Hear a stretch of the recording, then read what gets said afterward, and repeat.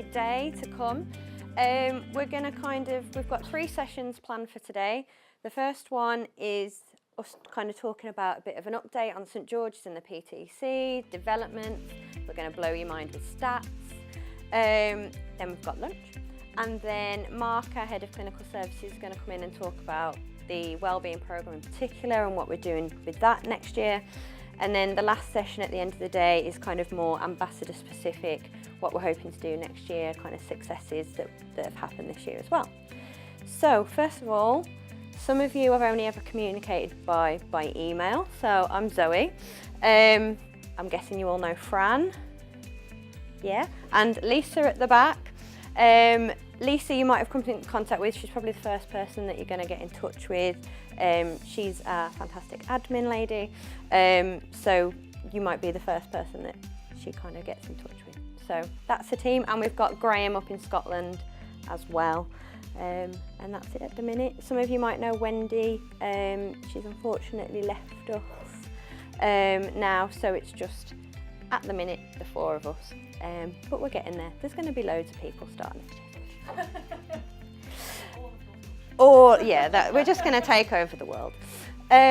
So first thing we're going to talk about is St George's today, just because it kind of sometimes gets a little bit sidelined, and it's really important that we get that message across as well about St George's. So some of you may or may not know we've updated our benefits this year, we've updated our criteria, so we've been pushing that message a lot this year. So we've expanded the criteria, so it used to be that it was only the loss of a police officer parent would entitle families to help, but now it's their partner as well, whether or not they're a serving or retired officer, and we take a pretty common sense view of the word partner as well. And also if the police officer parent has been injured on or off duty, and they've had to be, or they've got an illness and they've had to be medically retired, we can support the family then. So it was originally an orphanage. There was an orphanage on site till about 1956, and then we kind of morphed into a financial grant giving trust, and that's where we are today. We don't ever purport to say that money's going to replace a parent, but it's just a bit of a safety net should anything happen. We're there just to kind of provide that bit of extra support. So we supported about 300 children and young people last year to the tune of £500,000, and we do that through various financial grants, which are these. So some of these are new for this year. So the new beneficiary grant used to be a registration grant. So if anyone needs our support, what they have to do is fill in an application form, and it has to be approved by the Board of Trustees. It might be that they've got to wait a fair amount of time. They might have just missed a Board of Trustees and they've got to wait 3 months. The registration grant used to be £100 per child. £100's not going to get you anywhere really. So we've upped that to £1,000 per child, and that's just that bit of money just to tide them over until the application's looked at. After that, there's a weekly support allowance for each child in the family. That's paid while they're at school, and it's paid quarterly. It could be that they then want to go into higher education, and we can support with that as well. That first bachelor's degree. So we've got a beneficiary at the minute, John King, who I'm going to show you in a bit. He was shot in the eye and had to be medically retired. He's got 3 kids. He didn't realise that we could put them through uni. Massive weight off his shoulders. So it's just getting that message across as well. The 2 new grants for this year are the child counselling and driving lesson grants, and I've got some stats on that as well. So we've had 1 family use the child counselling grant, and we've had 4 families use the driving lesson grant this year, which is fantastic. You know, driving lessons cost quite a lot of money. So child counselling is up to £1,000 per child, and it's whatever age up to the age of 25, whenever they need it. It doesn't have to be immediately after whatever's happened. It could also be about anything. It doesn't have to be about what's happened. It could be stuff they've got going on at school. We can help with that counselling as well. Driving lesson grants obviously from 17 to 25, again up to £1,000 per child, so hopefully they can fail it a couple of times and still got a bit of money to put them through the next set of lessons. Ex gratia grants as well are for those odd bits and pieces, you know, sports equipment, trade tools, textbooks. We've had a young lady recently who's done a Duke of Edinburgh Gold. that comes with lots of, expedition fees, proper rucksack, proper shoes. So she used an ex gratia grant for that, which was fantastic. Her mum was really worrying about the cost of it all. So that really helped them. We've also got a holiday home in the grounds. I don't know if any of you have seen the cottage that we've got kind of towards Lizelles Road. So all of our beneficiaries for St George's get a free week allocated to them. Once that's allocated out, it's then open to the police family to use as a holiday home. It's a massively discounted rate. So again, it's getting that message out to people as well that that's available for them should they want it. So in the packs that you've got out, there's a programme for today, there's an ambassador pack, and there's also these lovely force profiles. So this is the St George's force profile. So this kind of says the size that we know the force is based on information request, the amount of donors that we've currently got per force and what percentage that is, and also comparing it to last year, what we had last year, and then the percentage difference as well. Lincolnshire Sioux has gone up 18%, which is fantastic. There are some obviously that have dipped a bit. Cumbria, we're not quite sure why this happens, but we are going to be doing some feedback forms and stuff to see maybe why people aren't donating or signing up. So you can also see the beneficiaries as well. So those are the beneficiaries, the people that we're helping based on force. So although we've got a lot of people signed up, unfortunately, they don't always know that they can access the help. So being an ambassador for PTC and also St George's, it's getting that message across and making sure we've got in touch with the right people in the federation, because we don't know who our donors are. So we don't know if someone passes away or a partner passes away and then they might be entitled to our support. We solely rely on feds and forces letting us know, look, we've got this person, this has happened, we believe that they were paying into St George's, they're going to be entitled to some help. So it's getting that message across. We recently had someone get in touch with us on Facebook. Her husband died about 8 years ago. 2 of her children are currently going through university. She managed to find out that he was donating through a payslip that she'd submitted to the bank for a mortgage. And then we've managed to pay for these 2 kids to go through uni and backdate it for the years that they've already been there. And it's about £5,000 that they've received. So, she could have had that support a bit earlier on. And so it's just getting that message across that that's happened. We will have time later to go over any of this. If you've got any questions on specific things, just shout us and we can have a chat through that. So all this information that I'm showing you now is in our impact report, which you might have seen. So these are the amount of beneficiaries that we had last year. So we had 28 weeks out of the 52 that were used up in the St George's Holiday Home, which is fantastic. And then we've got our income as well. So it shows that 41% came from donations and legacies, and we've got 59% from investments. And then that's how our grants were kind of distributed. So you can see most of it is on that weekly support allowance. And then we've got some higher education grants as well. And it kind of goes down a little bit from there. So this is John, who I was talking about. He was shot in the eye on duty. Decided to retire because he was petrified that he was going to go back out and lose sight in his other eye. So he mentions, we've got a little testimonial from him on our website. He said it really affected his little lad when he was first medically retired, but he received some help from us. He was really worried about, the massive drop in his pay, but we managed to help him. Big times like Christmas, birthdays, there was that bit of extra support that really managed to get him through. They've stayed in the holiday home. It's like an extra holiday that he hasn't had to pay for him and his wife and the kids. He's a fantastic advocate, and it just shows the kind of support that you can get, and it's there, so use it if you need it, basically. But that's all in the impact report, and there's videos on the website if you want a bit more information about that. So, in order to be eligible, officers pay £1.50 a month, which is absolute pittance. And it comes out of their pay, so it works out tax efficient, so it's slightly less than £1.50 a month as well.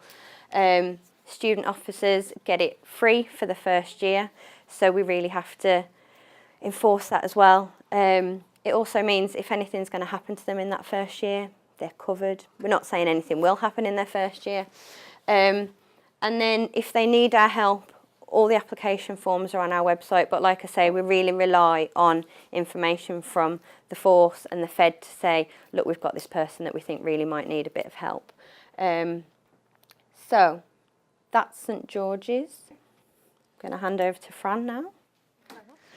So I'm going to do a bit of an overview on the PTC, what we've been doing in the last 12 months, then we're going to look at the same stats that we've just seen for St George's, but for the PTC, so you can see how we're doing for that charity as well.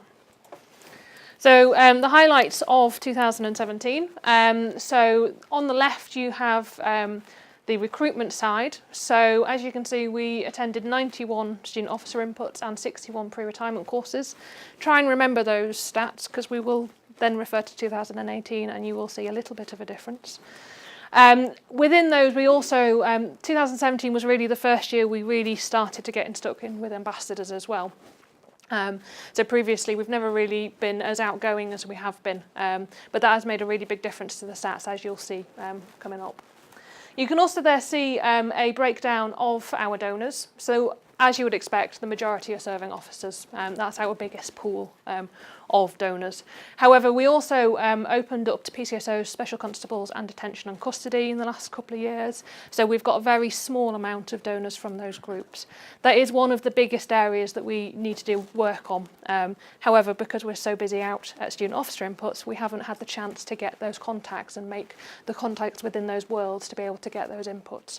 So if that's something that you can help us with, that would be fantastic. The final group is retired officers. That number has gone up since we did the impact report, obviously, and that's been one of the biggest supports that we've had, is changing the way that retired officers support us. So as you will know, that previously if you were serving and you were making donations, once you retired you could come free of charge. But in order to get some financial security, we introduced a small donation of 65 pence per week. We're now over 5,000 retired officers, and that has given us security for the next few years to be able to go out and support future generations of police officers. Throughout the year, we had 83% occupancy at both centres. That's something we're going to touch on because we have seen a drop in people actually attending the centres. And we're hoping that might be something that you can help us with, because we are getting them signed up. We know that we're getting them signed up at student officers' wellbeing events, but actually coming for treatment, we have seen a drop in patient numbers overall between the last couple of years. So whether there's any themes in forces, whether you've heard anything from officers that they're not attending for certain reasons, we're going to be doing, as Zoe said, a questionnaire when we go to wellbeing events and inputs to see if there are any reasons that we can support officers to actually get here. Some of the information is things like they get duty time to attend, they get paid first and last travel, but with 23 different police forces, there's 23 different answers. So it's important for us to know what the answer is when we're going out and talking to people, because it's not just about getting people signed up, it's getting people to use the facilities when they need them, because that's why we're here. We're here to support people when they need them. On the other side, you've got the patients from 2017. So you can see 3,200. We're about 2,800, 2,700 at the moment for this year. So there has been a gradual drop over the last couple of years. The big difference, obviously, is whether they're coming for physio or psychological wellbeing. And you will hear a bit more, as Zoe said, from Mark about the wellbeing programme.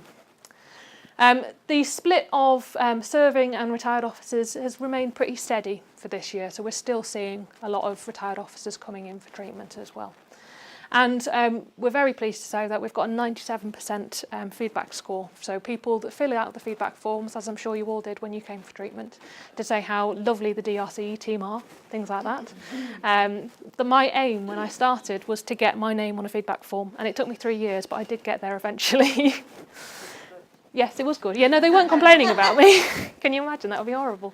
But we do use feedback. So as well as all the positive feedback, we do occasionally get some constructive criticism, which we will always pass on to head of departments, because we always want to make sure that we're improving what we do and making sure that we're offering the treatment and the support that people want and need. So this is going into more specifics about the physiotherapy programme. So you've got an overview of all the different amounts of support that we did.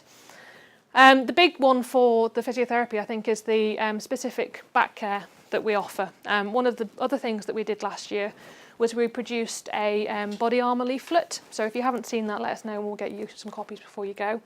It's just general tips from our physio. We had to be quite general because with 23 different police forces, different roles within that, if you take PSNI into account, you know, it's very generic tips for people in their body armour. But it's things about making sure you don't walk around with your thumbs under your shoulders, making sure your kit belt is balanced, setting up your car seat so that when you're wearing your body armour, you're supported in that way.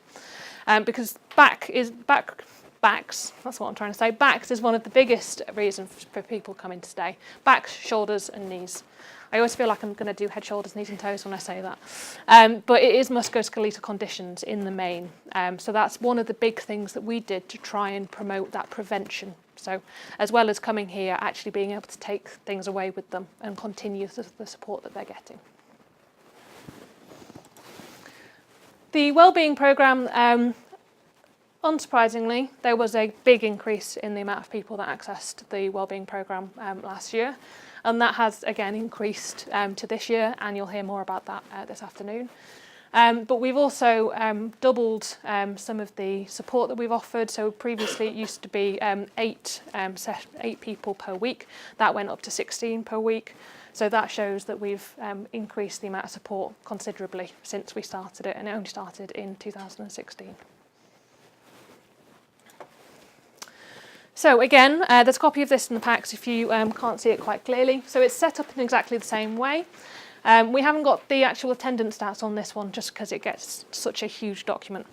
But you can see there the different amount of donors. The one that I will mention is this other column here. There are some other support networks out there that affect our stats. So if there is a plus in front of it, it's part of the Northern Police Healthcare Scheme. So that means that if they donate into the healthcare scheme, they actually get their PTC donorship within that. So that's why there's a plus within that.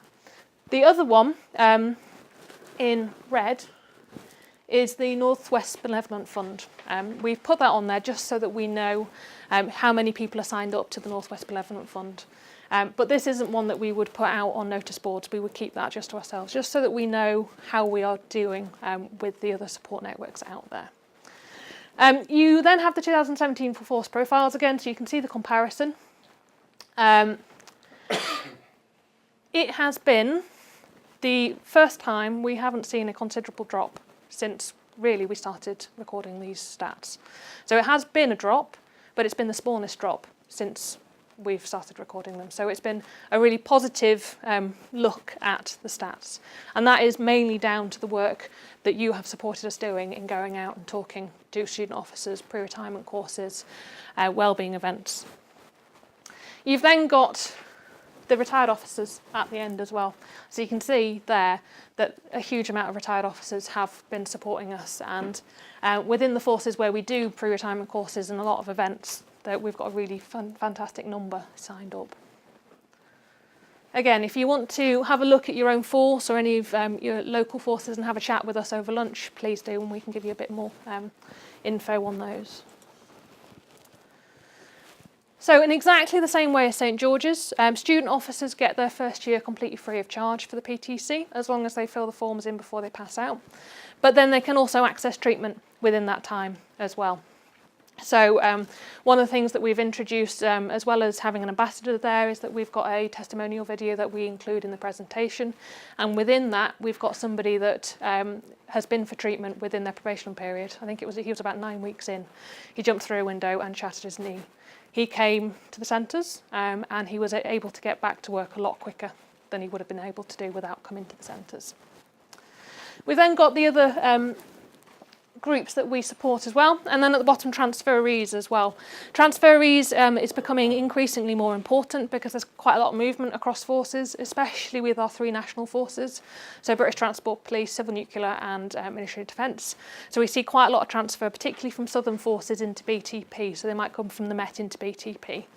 And with the Met being previously Flint House, so the Met, they would have been signing into Flint House, we have to make sure we get the message to them that when they go to BTP, they're coming across to the PTC. So it's just an added element of trying to get that information out there. We've also taken on 3 new forces in the last 12 months. So Derbyshire came in beginning of this year. No, beginning of last year. Last year, it's all merged into one. Gosh, it's almost 2 years already. Yeah. And then we had Staffordshire, who followed suit and came on board as of the 1st of October. So they will be, well, they already are still coming in for treatment at this moment in time. And we've had one of our Staffordshire officers who's in this week, who's done a testimonial for us, which means that we can do some PR within Staffordshire. One of the biggest reasons for that move was retired officers and the support that we offer, because Flint House have got a different setup. They ask for donations per day for the treatment, whereas we have the similar setup for serving officers of 65 pence per week. We also have a very small group from Harbour Police. I think there's about 20 odd. Yeah, about 20 of Harbour Police. But oh yes, we've got 4. So we've got immigration enforcement, but that's a similar size as well. But we are always going out and we're always talking to new groups. For example, when we were at the PCC conference, there was NCA there. So it's talking to officers and seeing, you know, if there's any possibility for more available treatment to those groups. Right, I'm going to hand back. Yeah. So, as all of you probably know, after those students have their free 12 months, it is then £7.80 per month, and it comes directly out of pay for serving officers, so it works out cheaper than that because it's tax efficient. And after that, we don't ask them for any more money. They're not paying for their meals or treatment or anything here. That's it. And into retired, it's pretty much half price. It's £2.81 a month, which again is hardly anything. But it's getting that message out that when you retire, it's not coming out of your pension. It stops. No one's going to hold your hand and sign that direct debit form necessarily. It's on you to make sure you're coming out of serving into retirement. And if you want to carry on, you need to be signed up by direct debit. That figure at the bottom there, the 1,500, Peter will attest that we regularly get calls on a weekly basis to say, not signed in, waiting list on the NHS is shocking. I really need some support, but they haven't been paying in. And we'd ask them to donate £1.50 grand for their treatment for the 2 weeks. And that equates to 16 years of paying that £7.80 a month. So it makes sense, really. And we do kind of have to stress that because we do have people on a weekly basis ring us up asking for help. So that's kind of the eligibility bit. And as you know, applications dead easy. It's all self-referral. And I think, we don't know, like I said, is that something that's stopping people coming, thinking that they need their line manager to tell them to come, that they need a big sign-off? Because it's all self-referral. You need that medical signature, and obviously you need those 2 weeks to come here. But that's it. No one needs to tell you to do it. So it's getting that message out to people as well in force. They come for 2 weeks. We appreciate that's difficult. I've had a lot of people when I go and talk to them say, you know, I just can't have 2 weeks away from the kids, from family. But we have got cottages at both sites, and that is an option for people with kids. So it's all self-catering, and we don't offer a babysitting service, unfortunately. So as long as someone's in there to look after little one or whoever needs looking after, then the officer can come here, get their treatment, and just bob over to the cottage for meal times and bedtimes and stuff. So we appreciate that's really important, and I think it's getting that message across about the cottage as well. Everything is clinically assessed. So if you're trying to come to us a week after you've had a major operation, probably not the best time. But if you let us know about that major operation, we can book you in when the most appropriate time is. And we do say 1 admittance per injury per 12 months. But again, it's all clinically assessed. So we know some people will just have multiple injuries. They're just one of those people. And they can come multiple times in that 12 months if it is, if it is needed and it is necessary. All the clinicians have a good look at that. As I said, applications are on the website. It's dead easy. Most feds have them, Occy Health, so it's just making sure it's easily accessible. If they need it, come, basically. So, physio. I'm guessing many of you know quite a bit about the physiotherapy programme. So our kind of big thing is that you get the same physio for the entire time that you're here. Everything's intensive. The injury might be brand new to the officer, but our physios will have seen it dozens of times over and know exactly what to do to get that person back to work as quickly as possible. See the physio once every day, if not more, probably 2 or 3 times a day. And again, the NHS is fantastic, but you're never going to get that on the NHS. And this intensive treatment is going to get back to full duties and get back to work so much quicker. Everything is police specific. We've been doing it for 120 years. We like to think that we know what we're doing now. So it could be that the physio maybe says go and run in some weighted vests if they need to do or they want to do the fitness test. Run it as many times as you want, fail it as many times as you want. We've got weighted Vipers, which are kind of like enforcers that officers might use. So it's again just getting used to that, what they're going to be doing on a daily basis type thing. Physios might recommend certain classes. So back injuries are definitely doing Pilates for 2 weeks. They might say do spin or yoga or do boxercise or do circuits, get in the pool. But they'll also say definitely don't do that. That's really going to hurt. I'd maybe lay off that. But it's also a chance for officers to try something new. I know Patrick always says it. You've always fancied trying spin, but it's not the first thing that comes to your mind after a 12-hour shift. Try it when you're here. Scratch that itch. You might love it. You might think, not for me, but at least you've tried it while you're here in that safe environment. I know, yeah, definitely not for me. But you've tried it in that safe environment and it's easy. So we've also got the gym. So I know probably many of you have seen the gym downstairs. None of those bits of kit are any older than about 4 years old. We've got the 2 anti-gravity treadmills at both centres as well. So for any weight-bearing injuries, they're fantastic because you get in these lovely neoprene shorts, fills full of air, and you can decide what amount of your body weight you want to run at. So 60% body weight, for example, you're not exacerbating that weight-bearing injury and pounding it out. Your rehab time is going to be so much quicker. So it's bits of kit like that we've got that are really going to help speed up that rehab time. Fitness instructors are obviously fantastic. They're there to help with any bits of kit that you're not sure of, but also just, a one-to-one session, a bit of a programme for when officers leave so that they maintain that fitness, because like Fran said, it's about prevention. It's making sure that they don't have to keep coming. It's fantastic when they come, but we'd rather that you are fit and healthy.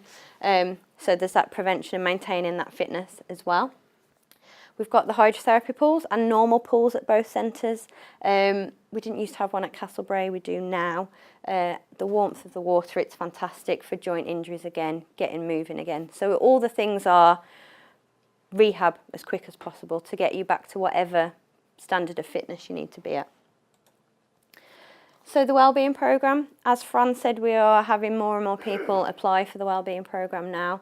1 in 5 are coming for this now, and we do need to have more people through the doors. If they need that help, they need to come for it. All the same as the physio programme, they get all access to all of that gym stuff that I've mentioned, because normally if you're a bit depressed, you're a bit anxious, the first thing you cross off the list is going to the gym. Can't be bothered with that. So it's getting back into that routine of just doing a little bit of exercise while you're here. We have certain classes specific, so yoga and Tai Chi, for example. There's a walk gone out this morning, a nice fresh morning, have a little walk. But we also offer various different things specific to the wellbeing programme as well. So there's daily group workshops, and we have to emphasise it's not group therapy. I know a lot of people are very anxious when they see that. It's not stand up in front of your peers, my name's Dave, these are my problems. It's definitely not that. It's taster sessions to give you the tools and techniques that are going to help when you go back to work or back home.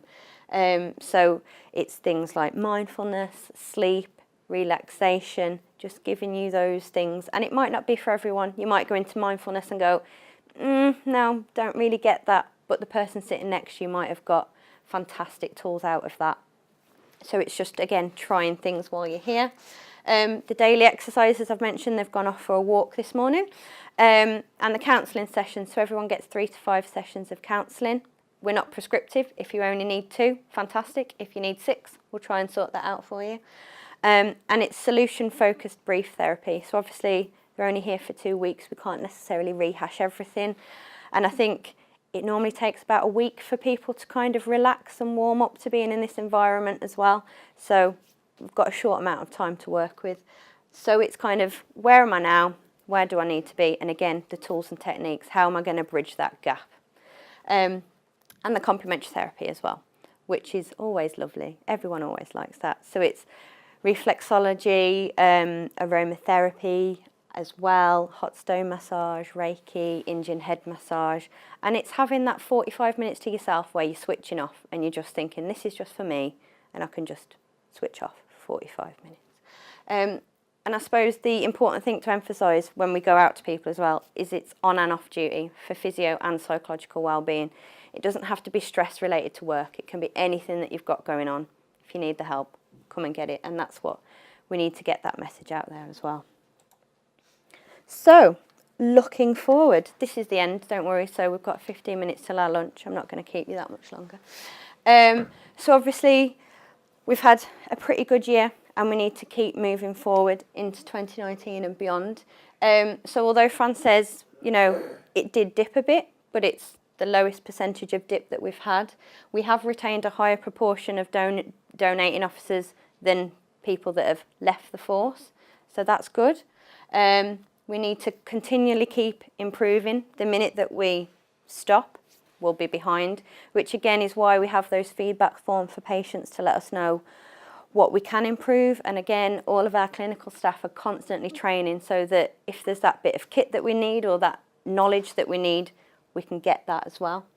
We're going to keep going out to all those different, you know, student officers and pre-retirements and wellbeing, and with your support, we can get out to more of them as well. And you'll see that reflecting in the figures that Fran mentioned. And we have got, you'll see a board at the back of the room there, and Mark's going to talk to you about our plans for next year and physically expanding the buildings and what we're going to do with the wellbeing project as well.